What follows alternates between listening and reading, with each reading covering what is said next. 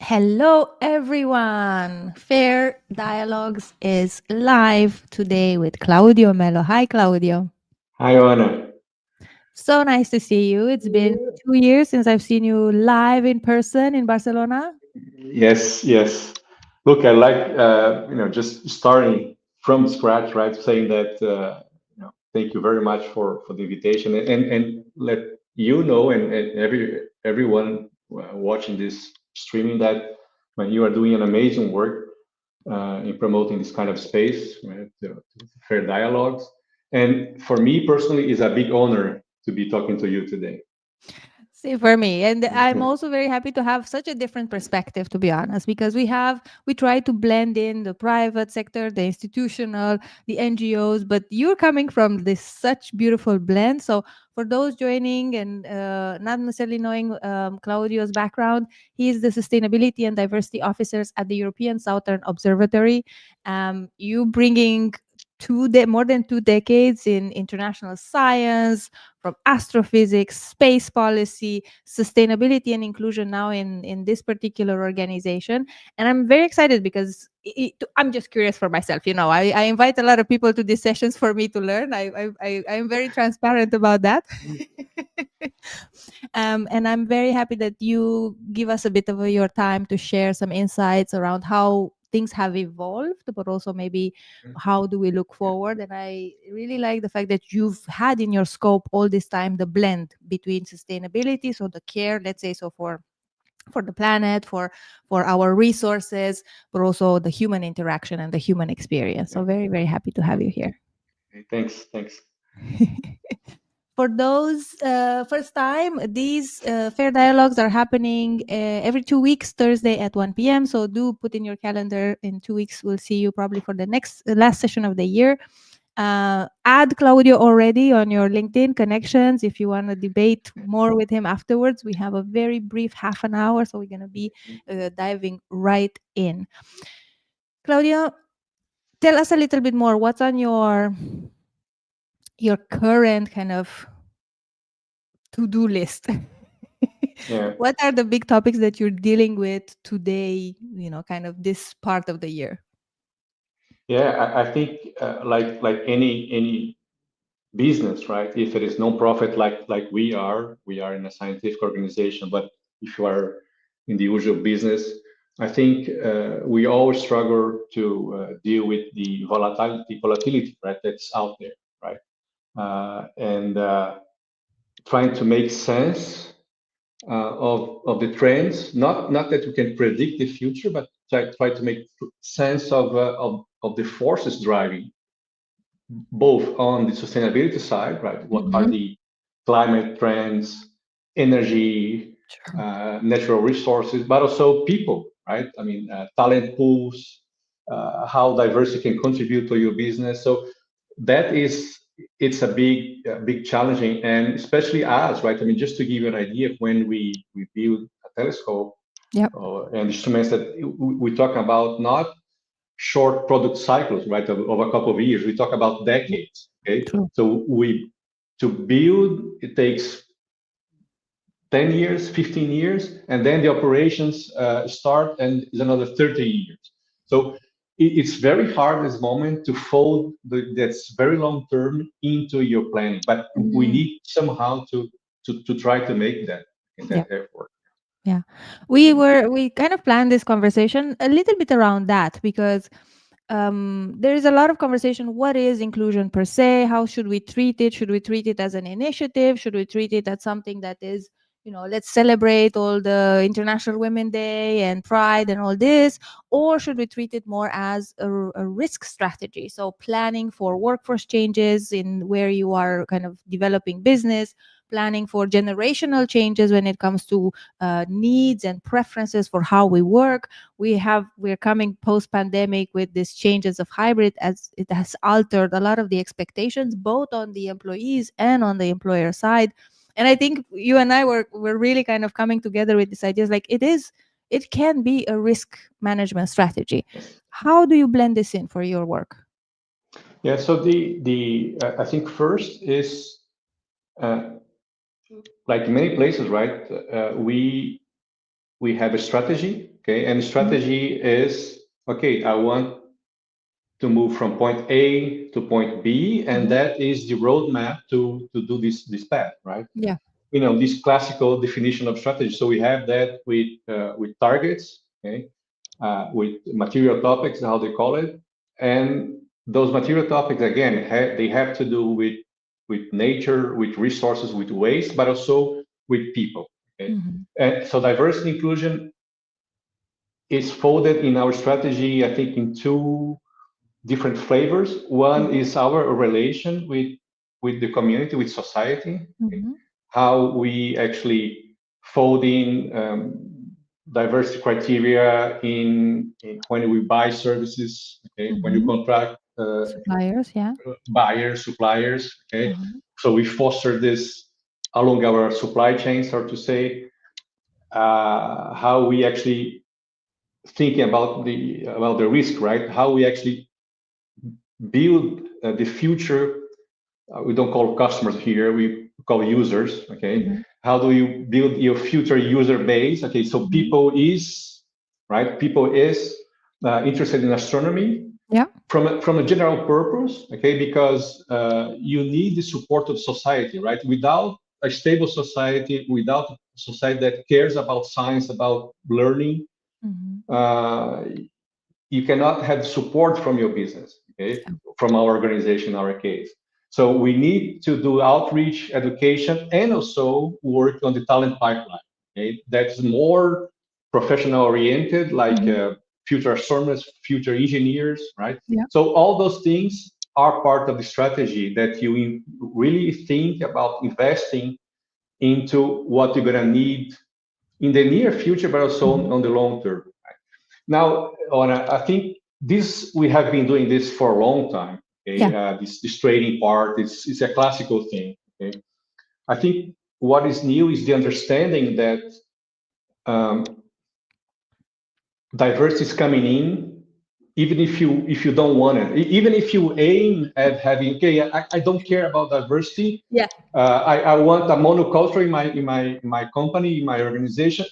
You're not gonna get it. You're gonna get diversity just because Yes. of the rotation of the workforce, right? So either you suffer that, okay, either you react to that Yeah. and try to to find some way of extinguish the fire right here and Mhm. there, right, the conflicts.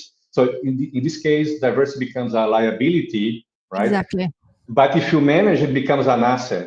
Okay, Mm. and that is, I think, I would say that this is my main uh, point of in terms of strategy, right? You have the classical actions that I think all of you of the companies that people watching here they are used to that. Yeah. But from strategic point of view, is how we actually blend in that diversity. And if I can anticipate myself here, I for me is you have ways to sort of decrease the dispersion, okay, or the Mhm. entropy, how do you call it, okay? But culture is so fragmented those days, okay? So fragmented that it's impossible. I mean, you don't have the energy to align everyone, No. okay? You have your you have compliance that aligns a little bit. You have internal regulations. You have internal culture. Okay, all of this helps. Mhm. Okay, but at the end, I think we have to go back to the basics, okay, which the common building Develop. blocks, Yeah. okay, of yeah, exactly, right, the common building blocks of the coexistence, okay, of human beings, and it gets back to empathy, uh, Recognition, really kind of, yes, yeah. okay, Yeah. dignity, okay, all those things, right, and that Yeah. is, I think, the effort that we need to work thinking in the long term, right? Think all this diversity that's coming in. Yeah. I think this is really interesting that you're, first of all, you're naming it as it is. Like, this is happening, and we are even, I think if we look at demographic statistics, we're going to see more Yes. and more diverse families, mixed race families. In terms of ages in the workforce, Yes. we are extremely kind of segmented, but in the same time more and more kind of different generations are in the workplace. And we've actually had these conversations with employers who have been on the market, like maybe with yourself, right, 60, 70, 80 years, and the top leadership is like very white, very 60 plus, very male in a way, and then everything under is a melting pot, and they don't know how to connect. It's not even like ensure a good word, it's just the connection, the belonging. And it all, I think, started one with this recognition of the multiculturalism, the segmentation that we're seeing, but wrapping it up, as you say, in dignity, in respect, in empathy, in being aware, recognizing, but then giving that space for people to just be themselves, create their own environment, and not try to box everybody in the same Yes. piece. Yeah. Yeah. How is it for you? Because you've led in roles across Germany, Chile, Portugal, different societal, political, scientific systems. Is it more the way you communicate, really approaching a multicultural dimension of the work you do? Or is it kind of taking these institutions or these business layers out of isolation? What has made you successful somehow in creating an inclusive environment, you think? I think is it was not in my first steps, the early year of the career. It was not a structure. Okay, it was just an intuition, and Mhm. maybe a product of my own upbringing, my own education, right, from Yeah. parents to teachers, from sports coach, right, was a lot of kindness, okay, Hmm. Hmm. integrity, Hmm. okay, and as you mentioned, I mean, a true willingness to understand, okay, to see, the other person point, okay, and I think also the a lot of the work ethics, in the sense Hmm. that you do your best, right, to get things done, okay, Yeah. and you say I'm sorry, you say I don't know, you say can you help Mhm. me, or can I help you, okay, all those basic things, right, that it sounds things from when you're your infancy, or but they're real, right, because we care this very basic, basic in the sense, the fundamental nature, okay, Yeah. uh, and so we respond to kindness, and we respond to integrity, okay.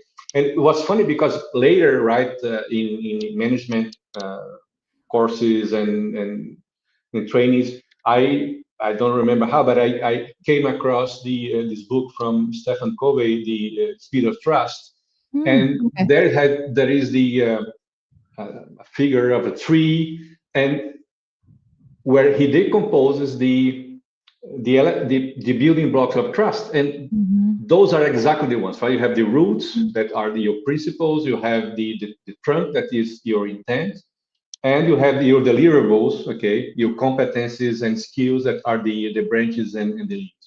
So I think it's a very, I never forgot about that analogy, right? Because I think it's a very true one if you want to go ahead in this thing, right? It's a very sort of universal way of building trust, I would say. Yeah. And I think the both trust is such a topic in sustainability and in people experience, people issues, let's say so, right?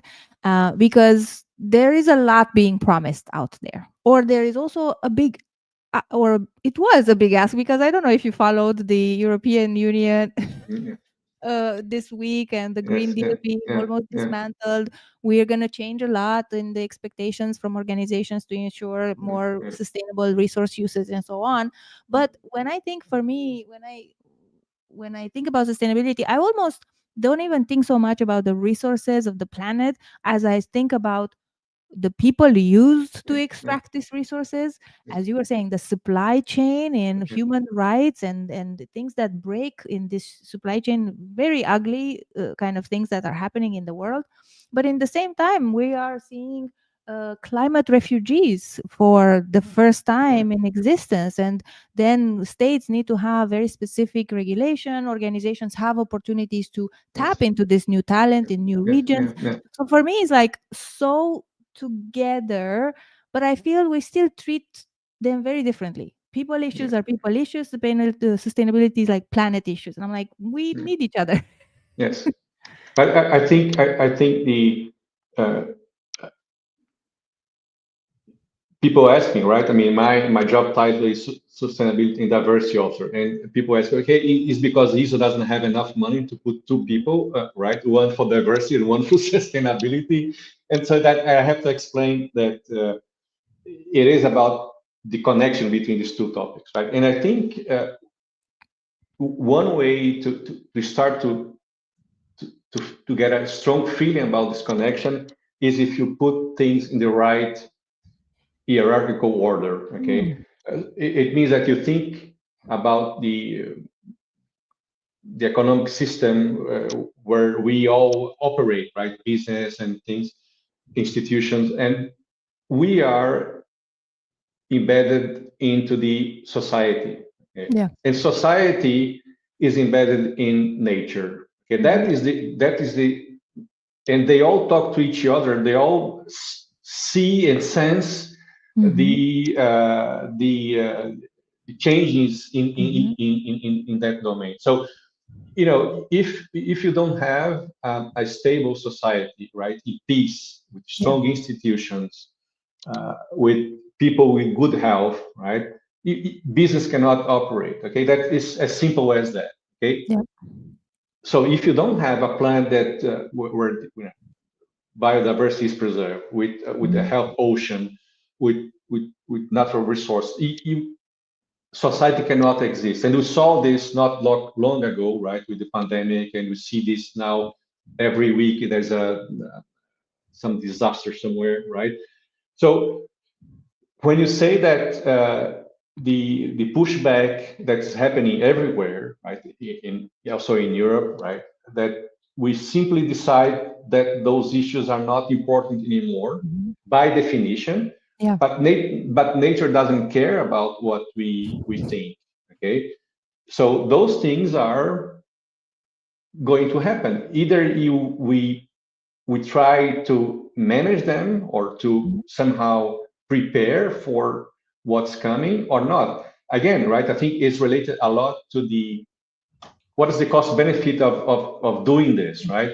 If you are in a very short term project, okay, of 1 2 years 3 years, Mhm. I think you could ignore those things. Okay, I mean, just go and get my product out, my service Yeah. out, and that's it. Okay, but again, if you are in a long or medium to long term development, you Mhm. cannot ignore those things.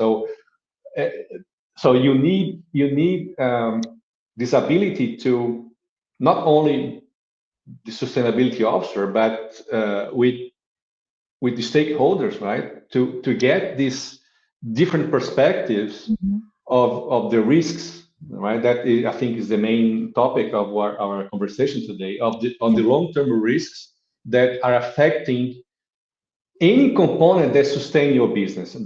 That is Mhm. Mhm. of the analysis. That's the core of the analysis. And do you feel when you challenge your stakeholders and when you kind of come in with data with a particular angle, let's say, of defending dignity, defending access, equal access, right, to resources, to opportunity, um, what what resonates with stakeholders? Because they have their own pressures in terms of, like, we need to get the plan done, we need to Yes. be within this budget, we need to, respect this other compliance issues that we have that are not necessarily so much people related, but maybe other topics. What do they listen to? How those who are listening to us, what can they use from your experience in probably, like, kind of setting up these forces to consider this part of human dignity, access, the diversity of needs at the end of the day, especially when you develop projects like yours, right? Like, you probably are building observatories in the places of the world where the infrastructure is affected. The people can benefit from, let's say, jobs or opportunities in that area, but you sometimes also take away some stuff. So there is always a bit of a fight, of a tension that happens in creating this, let's say, new projects in new areas, especially more risky, more vulnerable areas. But coming back to my main question, like, how do you convince your stakeholders to Yeah. listen to this part as well? Yeah. The I don't know. Okay. And I'm struggling with this. Okay. It depends on so, but I can give you elements. I Mm-hmm. think the main problem, okay, is because we are biologically built in with something that is called, I mean, we are built in to discount the future. And it's a very Okay. logical one, right? Yeah. Because, I mean, if you are threatened by a tiger or lion, I mean, you don't You're. think about tomorrow, next week. You need to figure out what Mhm, escape now. You need to figure out how to get food today, right? mhm, mhm. So And we kept from that programming. Yeah. yes, from the biological point of view, this Mhm, was mhm, yesterday. Okay, I mean, mhm, we think that was long time ago, but we are still that brain. Okay, we still have those mhm, mechanisms, right? So the classical example is that okay, I give you 100 euros today, or if I give you 120 1 year from now, guaranteed, would you take it or not, right? And yeah, yeah, yeah. probably people are going to say no, but okay, if you keep rising this, at some point people say, okay, I can wait 1 year and Mhm, get that amount of money. So that you can mhm, calculate how much we discount the future. Okay, so I face this all the time. mhm, Okay, especially now that we are under a lot of pressure to mhm, deliver our next big project. Okay, so sustainability is such a long horizon mhm. worry, right? So Yeah. I need to bring this time horizon closer. Okay, so Mhm, one way is connecting this with the success of the organization. Okay, how you do this? You do this with storytelling, okay, mhm. narrative scenarios, okay, where you help people to see the Yeah. cost of inaction. Okay, Yeah. okay, so you yeah, it's to visualize what would be if you do nothing, or if you Mhm, do this, or if you do that. Okay, that was one aspect.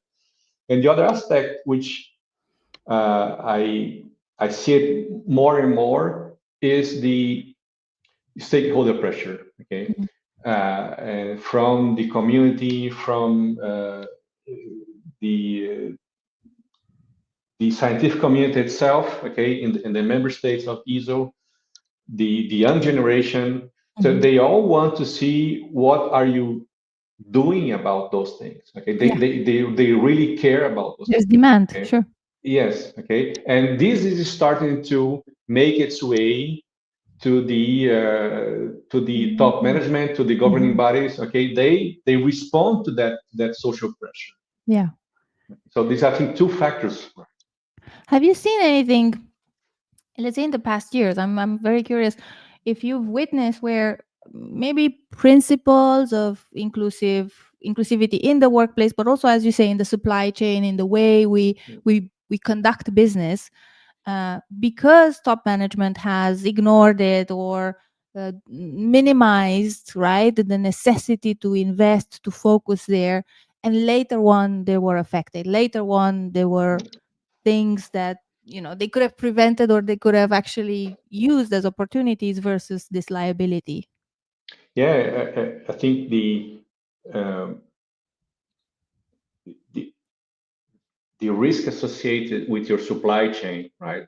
Not the tier one, but even tier two, uh, and lower. It is more and more a risk that, especially certain kind of business, which I think is not much in our case, Mhm, but certain kind of business that interact directly with nature, with natural resources that are resource intensive, they mhm, should really pay attention to those things, and they mhm, do, right? The big ones, they do, of course, mhm, right?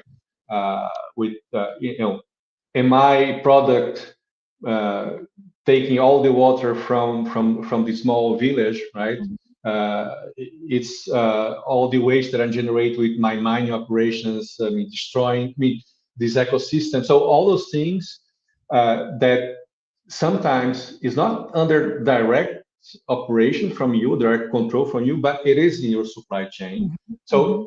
we used not to care much, Yeah. but this notion that the not only legal problems Hmm. but reputational problems, okay, that is very very strong.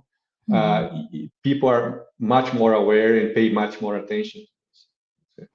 Yeah, because there's a fine line between we give jobs to people or we exploit people. So, especially in areas where they don't have a lot of supervision, there's not a lot of regulation for people to report cases of abuse or discrimination in many different ways. So, I think there is, of course, the moral part Yes. of problems that companies do inflict in certain parts of the society. But as you mentioned as well, the big ones, because they know the PR nightmare, the compliance nightmare, the lawsuits nightmare can be extremely impactful. Maybe that's why they're a little bit more careful, Yes, yes, which is why we need regulation. And yes, we talk about this a lot also at fair and in any kind of context, to be honest. And there is always like, oh, but regulation is stopping people. And like, sometimes you just need that guideline so you can yes, move faster yes, forward, but you need to know where your line yes, is to yes, follow yes, that line. Otherwise, I think we risk a lot of things.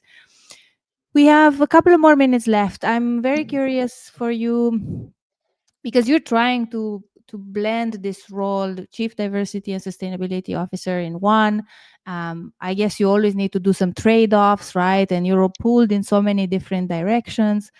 I know a lot of other organizations are looking to blend these two roles in a way, and kind of make it obvious that there is a focused attention on people and resources simultaneously and in the ecosystem, and not separate topics, which I love. I think this is a Mm. great kind of perspectives. what what would you recommend to these organizations, to these folks who are trying to kind of make that, so they don't miss, right, when they create this type of role, when they create this type of scope? What should be considered so you're set up for success? Yeah, I, I think you mentioned regulation. So I think um, a very good exercise that help you to align those two topics that seem dissimilar but they are not is the exercise of reporting, okay, Mhm. of preparing ESG report. Okay, Mhm. so if you have to go through this process, whatever framework you choose, right? There are many out there, and there is the European one that is still on discussion. But if you take one of those reports, even if you're not forced to do so, but you do in a Mhm. volunteer, right? You're gonna learn a True, lot, and true. you're gonna prepare yourself and your business, right? Consider all those dimensions. Okay, Totally. it's a tough exercise at the Mhm. beginning, but it brings so much clarity, okay, to your business. Mm. Yeah. How did that help you?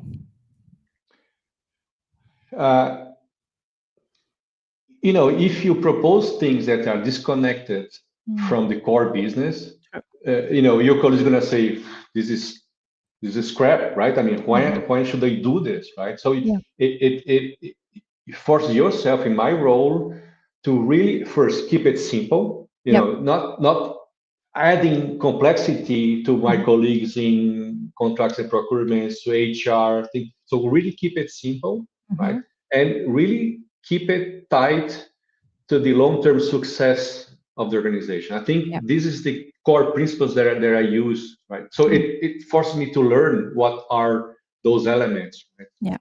And I also feel somehow then everybody speaks the same language, because when you have this ESG framework, you are forced to kind of do it Yes, repeatedly, but using the same pillars. And you can see, for me, this is what quite actually, you can see the connection between the pillars very yes, quickly. And it's not just a DEI report that lives in isolation somewhere, right? exactly. Yeah, It yes, is in the yeah, whole kind of analysis yeah, yes, of what we've done well, what we didn't do so well, what are the guidelines and the regulation, how are we doing against that, but then also what do we plan to do next, because you cannot solve all the problems at the same time, but you exactly. actually at least have a bit of a, okay, what's the next step, right? Yeah, yeah. Yeah, So this agreement. we are in this process now. Okay, so I'll tell you more next year. Okay. But let's do that. We are very much on time, Claudio. Super nice conversation. Thank you for joining us today. I didn't even pay attention to if we had any questions, to be honest. We will answer them offline if we are. But I hope to see you in May for the Fair Barcelona conference. Of course, hopefully we can connect. But anybody who has been listening, do connect further with Claudio. Tap his brain and his insights, because the role is super special, and I think we can learn so much more from organizations like yours, and I appreciate you doing the work that you do. I thank you very much for the opportunity, John. It was great. See you all in 2 weeks with a very interesting case study around benefits for employees that are extremely dynamic. This has been on my mind for many years. How do we make inclusive offering for benefits in the workplace, so that not everybody gets the same gym pass? Although I cannot go to the gym because I have a chronic affection, so I have some potential to be flexible there. So we have a very interesting case study for somebody who's been implementing this, and it works great. So we'll see you then. Otherwise, have a lovely end of the week, everybody, and Claudio, see you next time. See you. Bye bye.